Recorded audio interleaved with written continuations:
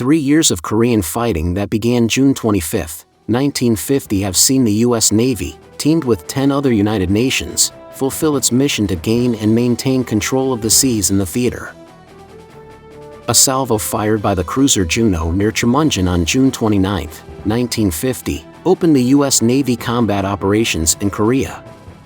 Since then, more than 575 Navy ships and 250,000 Navy men have participated in the United Nations naval action. Since that date, Navy and Marine Corps aircraft have flown more than 250,000 combat sorties against the enemy. They have dropped far more bomb tonnage on the Reds than was expended on the Japs in World War II. Its warships have fired more than 75,000 tons of ammunition at enemy coastal positions, in the absence of sea targets.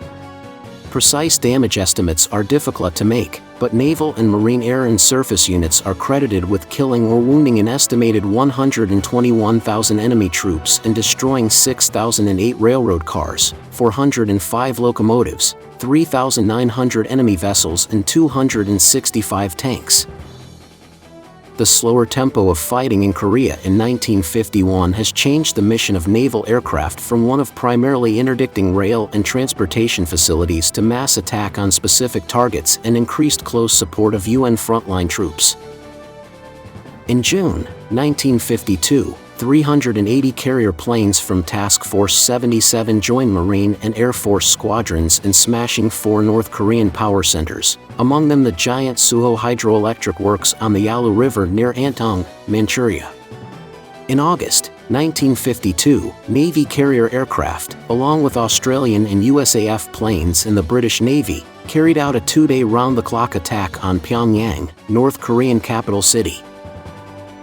Close ground support of frontline troops accounted for a large portion of the naval task force work and is one of the reasons why Navy-Marine combat plane losses to anti-aircraft fire were 558 aircraft in the 3 years of war. The Cherokee airstrike, a highly coordinated close air support of frontline troops, was successfully introduced. This strike took its name from the 7th Fleet's commander Admiral Joseph Clark, who has Cherokee blood in his veins. Effectiveness of Navy and Marine close air support in Korean War shown in a record of 1 month's damage to the enemy: 600 troops killed, 250 command posts, 150 troop shelters smashed. Navy and Marines lost 5 of its planes to Red aircraft, Migs, in aerial combat and shot down 23 enemy planes. Since Navy planes operated not in the Yalu River MiG hunting grounds, the aerial kills have been few and losses to Red planes likewise. However, the 558 of planes shot down by radar-aimed AA batteries and other guns indicate the kind of war Navy and Marine aircraft have been fighting, low down and close to the fighting lines in support of ground troops. Another one was an aircraft deliberately datoried because of imminent capture of the base by the enemy.